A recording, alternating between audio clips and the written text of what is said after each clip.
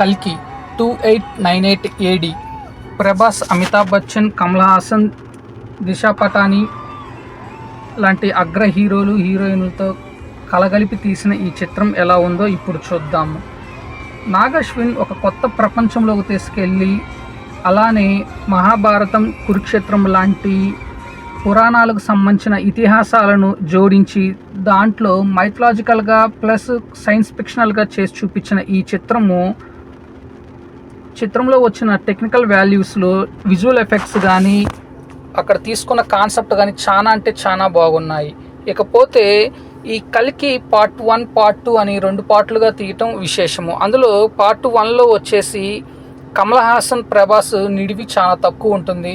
రఫ్గా చూసుకున్నట్లయితే కమల్ హాసన్ పాత్ర వచ్చేసి ఒక 15 మినిట్స్ మాత్రమే కనిపిస్తుంది.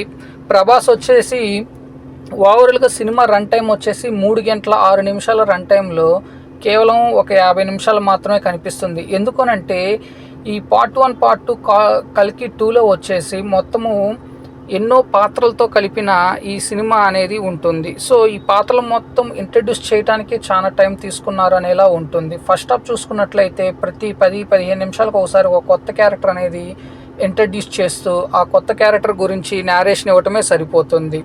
సో కొంత ల్యాక్ చేసినట్టు అనిపించినప్పటికీ ఫస్ట్ హాఫ్ వచ్చే ప్రతి క్యారెక్టర్ లైక్ రాజమౌళి, దుల్కర్ సల్మాన్ లాంటి కొత్త విజయ్ దేవరకొండ లాంటి క్యారెక్టర్లు ఇంట్రడ్యూస్ అవుతుండే కొద్ది సినిమాపై కొంత ఇంట్రెస్ట్ అనేది క్రియేట్ అవుతూ ఎక్కడ బోరింగ్ అనేది అనిపించదు. అలానే ఇంటర్వెల్ టైంకి ముందు ఒక 15 నిమిషాలు వచ్చే గ్రాఫికల్ సీన్స్లో మటుకి చాలా అంటే చాలా సెకండ్ హాఫ్ మీద మంచి హైప్ అనేది తీసుకొస్తుంది. ఇకపోతే సెకండ్ హాఫ్లో అమితాబ్ బచ్చన్కి, ప్రభాస్కి మధ్య వచ్చే పోరాట సన్నివేశాలు కానీ, అలానే దిశా పటాని గర్భిణీగా చేసే సన్నివేశాలు కానీ చాలా బాగా ఆకట్టుకుంటాయి. ఇకపోతే క్లైమాక్స్లో వచ్చే లాస్ట్ 20-30 మినిట్స్ విజువల్ వండర్స్ కానీ హాలీవుడ్ మూవీని మించి ఉంటాయి. మనం చూస్తుంది ఒక తెలుగు సినిమానేనా, ఇందులో ఉన్నది తెలుగు యాక్టర్లేనా అనేలా ఉంటుంది ఈ కల్కి. కాకపోతే ఏంటంటే ప్రతి సీన్ని పిన్ టు పిన్ నేరేట్ చేయటంతో సినిమా అనేది కొంత ఫస్ట్ హాఫ్ ల్యాక్ చేసినట్టు మైనస్ పాయింట్గా అనిపిస్తుంది. కాకపోతే సెకండ్ హాఫ్ కోసం ఆ ఫస్ట్ హాఫ్ని కొంత ల్యాక్ చేశాడనేలా చిత్రీకరించడం విశేషం. ఇకపోతే ప్రభాస్ యాక్టింగ్ చెప్పాలి అంటే చాలా బాగుంటుంది. ఆయన బాడీ లాంగ్వేజ్ కానీ, ఇకపోతే డైలాగ్ డెలివరీ కానీ స్టోరీకి తగ్గట్టు ఉంటుంది. ఇకపోతే కమల్ హాసన్ చాలా డిఫరెంట్ రోల్లో ఇప్పటివరకు చేయని ఒక డిఫరెంట్ క్యారెక్టర్ని ప్లే చేశారు. అమితాబ్ బచ్చన్ ఈ వయసులో కూడా పోరాట సన్నివేశాల్లో ప్రభాస్కి ఈక్వల్గా చేయటం చాలా బాగుంటుంది.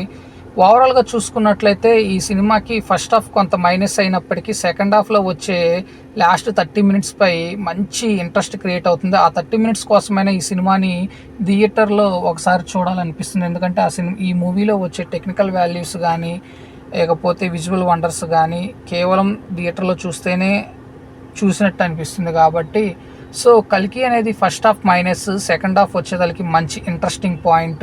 ప్లస్ పాయింట్స్ వచ్చేసరికి దుల్కర్ సల్మాన్, విజయ్ దేవరకొండ, రాజమౌళి లాంటి గెస్ట్ అపీరియన్స్ క్యారెక్టర్స్ చాలా బాగుంటాయి. ఓవరాల్గా చూసుకున్నట్లయితే one of the best Telugu Hollywood movie అని చెప్పాలి.